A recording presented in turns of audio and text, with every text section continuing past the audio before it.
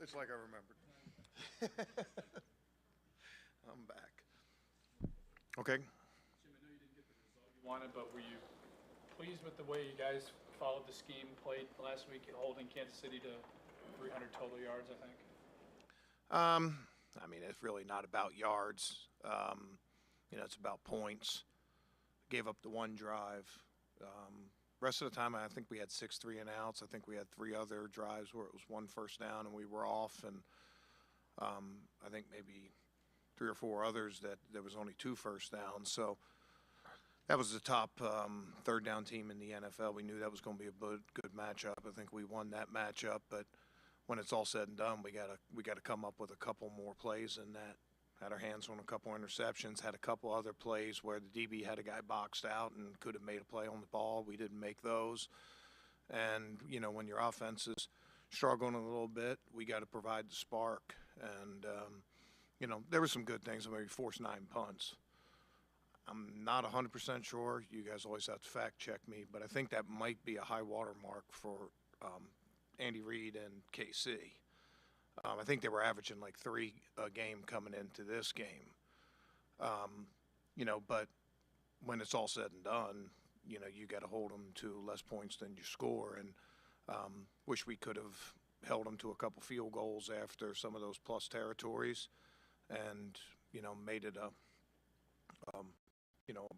one-score game at the felt as pressed to try to make a play on offense and maybe not turn it over. So good things always is. There's bad things always are, but I'm certainly not looking for consolation prizes. A couple, I don't know if it was the last game or the game before that, Burrow targeted Chase 18 times. How does the defense allow that to happen?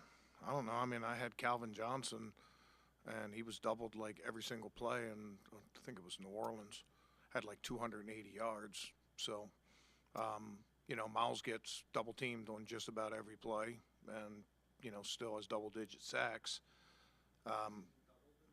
What's that? Chase doubled a lot in that game? Everybody has their little versions of it, and, Burrow has the ability to fit balls in even if you do, take it away.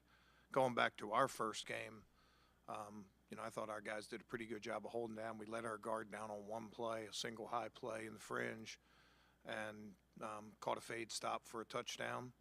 And, and then we had the third down where caught a slant, or Higgins caught a slant and scored. And on that one, we had Chase doubled on that one.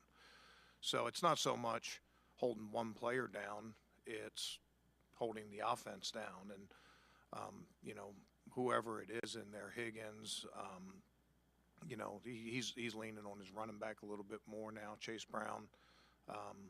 He's a smart quarterback, goes. And I think one of the things that's happened over the since we played them the first time, you're seeing Burrow extend more plays and make more plays with his feet.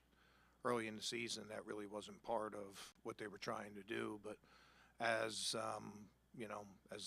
they've been trying to outscore opponents and things like that, he's taken a little bit more. He's taken some hits as a result. So we got to limit his scrambling also. About Miles getting poked in the eye and how frustrating that was that wasn't called. Well, I mean, I'm sure nobody was doing that on purpose. It's just like on defense, you get a face mask. I mean, 99% of them, nobody's trying to get a face mask. The guy has hands that get high, and you poke somebody in the eye. I mean, that guy's not a dirty player. He wasn't trying to do that on purpose. But it did affect us. I mean, obviously, on that play, the quarterback was able to extend the play for a long time, and we had really, really good coverage. But, when it ends up, you're rushing basically 3 guys there. Somebody's going to break open. So it did affect us in the game, and it affected us a little bit toward the end. There were some times we wanted to move Miles over to the left side, but felt like he couldn't get off and really key the ball that side with whereas I was. He came back and did what he could for us, and we still pressured at a really high rate last week. Didn't get any sacks, but held Mahomes, I think, to his lowest career completion percentage. We had, one of the highest pressure rates that KC's given up in last 3, 4, 5 years, whatever it is. So Miles did a lot in that game, but obviously losing him for that play and that extension, it certainly affects us. Denzel Ward said he would love to be shadowing Chase in this game, and considering you got two young guys next to, left at cornerback, is that a possibility? Yeah, it's always possible, and we'll have stuff where he's on him, we'll have some stuff where he's not. He shadowed Worthy a lot last week. Thought he really did a good job handling that. That was a matchup they were relying on Worthy for a lot of those plays down the field. And one of the things that we struggled with a little bit earlier in the year was some big plays allowed in the passing game. And KC certainly took their shots. They kept trying to get these balls down the field, and our guys were there to defend them. And Denzel had a lot to do with that. So,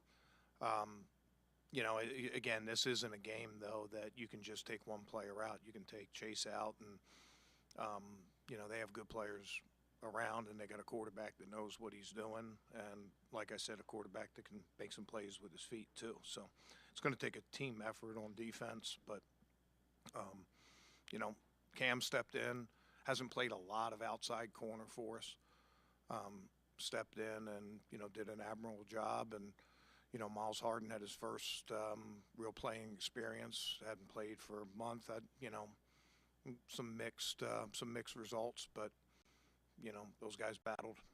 What do you expect, Jim? Now this might be a tougher challenge with Burrow and those receivers without Emerson and Newsom. Well, we'll see where MJ goes as he's working through. See if he's available to us, and if he is, then it's good to have a good player out there, and he gives us a good size matchup too for guys like Chase and Higgins on the outside part of the field, and we'll just see where those guys get us. We'll have a plan, whoever's available to us. About Burrow a ton, and you guys had some good success against him even in the first game. But I think it's 3 touchdowns in 6 straight games. Some crazy record. Yeah, scoring a lot of points. Yeah, Yeah. I mean, what's he doing even maybe better now than he has in his career, besides the scrambling that you mentioned? Well, I mean, he's always been a scrambler. His mobility and ability to extend plays has always been, an asset for him. But it's also maybe sometimes led to some injuries and some of the things that he's had. Quarterbacks feel tremendous responsibility to score a touchdown on every single drive and things like that. And his command, he gets rid of the ball quickly, recognizes blitz. He's really good against the blitz, and he knows where to go with the football. He's seen a lot of things people do to try to take one receiver out. He knows where his answers are. Good command of the run game. They're not running it at a high percentage, but they're running it effectively and playing to their strengths a little bit. So it's a challenge every week, but particularly when you got a guy like Burrow, you got a guy like Chase out there. We're going to play our best. Off of that, the way they've run the ball effectively, just what have you seen out of Chase Brown for them, and as he's the last few weeks, as he seems to have gotten going a little bit more and become more of a key piece of that? Yeah, a lot of plays he's made has been in the scramble game. He made a couple plays last week, scored a touchdown on an extended play scramble by Burrow, and another time there was an extended play, and he broke open down the field, and Tennessee got a DPI on the play. Has really good feet, really good speed, hits the hole really fast, and he's been increasing in his production in the passing game. Good player. Has historically destroyed their left tackle, no matter who it is. It looks like Cody Ford will be back there for them. Do you see?